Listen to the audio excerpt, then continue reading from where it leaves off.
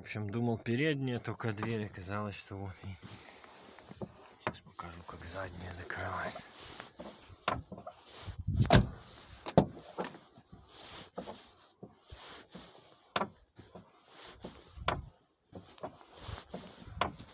Здесь вроде этот вот доводчик нормально, я его смазал. Чё он скрипит, да ё-моё. Ну, здесь может ржавое что-то скрипит. Сейчас еще раз помажу. Ну реально